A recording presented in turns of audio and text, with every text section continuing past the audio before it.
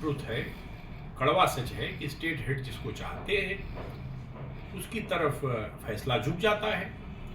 तो इस मामले में मुख्यमंत्री अपने आप को अलग नहीं कर सकते, निर्दोष सिद्ध नहीं कर सकते जब तक कि प्रक्रिया न्यायालय पूरी न करे। तो जिस तरह से ईडी की ओर से फिर से एक बार समन भेजा गया है, ऐसा क्यों है और इसके मायने क्या है?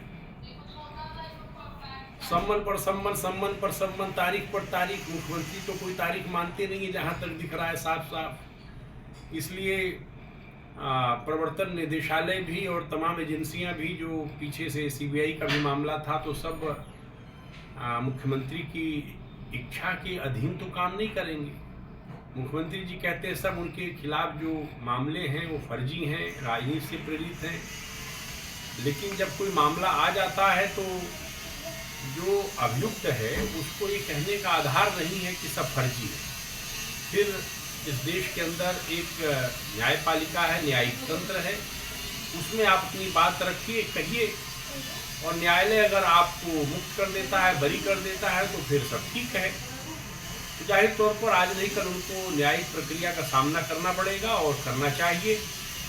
मैं समझता हूं कि आबकारी मामले में नवा सम्मन उनको है, जिसमें उनकी पेशी होनी है 21 मार्च को, और उसके पहले ये जल बोर्ड का मामला आ गया, इसमें भी 18 मार्च की तारीख लगी हुई है, उनको पेशी है, बुलाया है ईडी ने, वो नहीं जाते हैं। चुनाव का समय है, पार्टी कह रही है आम आदमी पार्टी की, भाई इलेक्शन आ गया इसलिए हमारे नेता को फंसाने की और एक तरह से गिरफ्तार करने की साजिश चल रही है। अब इस देश में इलेक्शन कब नहीं है, हर साल तो चुनाव आता है, हर साल कोई न कोई असेंबली इलेक्शन 4-5 राज्यों के चुनाव रहते ही हैं।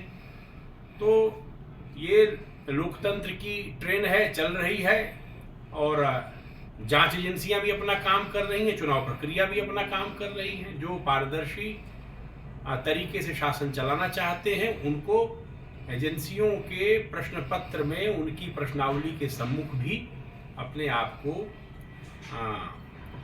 पास करना पड़ेगा, खुद को उत्तीर्ण घोषित करना पड़ेगा। सर, ईडी के 2 समन केजरीवाल के लिए क्या खतरे की घंटी है? बीआरएस नेता की कविता की गिरफ्तारी के बाद क्या केजरीवाल की गिरफ्तारी हो सकती है? कुछ भी हो सकता है।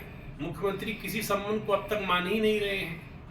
जब उन्होंने किसी सम्मन का सम्मान ही नहीं किया है तो सम्मान कानून से चलता है। जब आप कानून का सम्मान नहीं करेंगे तो कानून भी आपका सम्मान नहीं करेगा। कुछ भी हो सकता है। सर, जल और शराब घोटाला आम आदमी पार्टी के लिए कितनी बड़ी चुनौती है? क्या ये आरोप राजनीतिक है या आरोप के पीछे कोई ठोस वजह है?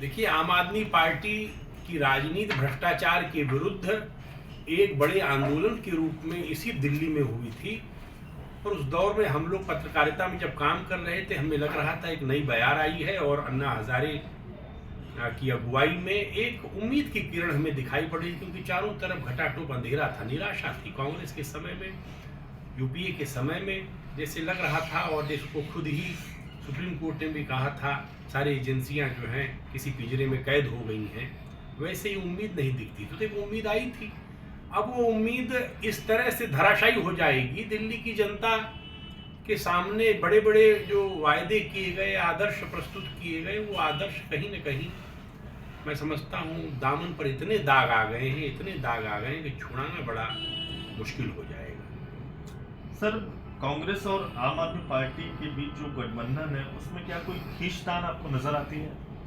अब ये गठबंधन ही खुद में सवाल है। मुझे याद है जब आम आदमी पार्टी की बुनियाद पड़ी थी तो कांग्रेस के खिलाफ ही आम आदमी पार्टी ने दिल्ली की सड़कों को जंग का मैदान बना दिया था। प्रधानमंत्री मनमोहन सिंह के जो आवास है प्रधानमंत्री निवास, वहां तक जाकर के कोयले की कालिक से जो है गेट रंग दिए गए थे। तो कांग्रेस के खिलाफ जो अभियान लिया था आम आदमी पार्टी ने, अब आम आदमी पार्टी कांग्रेस के साथ खड़ी हो गई है। तो दोनों एक दूसरे के साथ इस लोकतांत्रिक बाढ़ में, जिसमें मैं समझता हूं कि एनडीए सरकार एक जबरदस्त बढ़त लेकर के खड़ी है सारे सर्वेज में, और प्रधानमंत्री मोदी के नेतृत्व को लेकर किसी प्रकार का कोई संदेह नहीं है कि भाई वो तीसरी बार प्रधानमंत्री नहीं बनेंगे, बनने जा रहे हैं, जैसा उनका खुद का ऐलान है और तमाम सर्वेज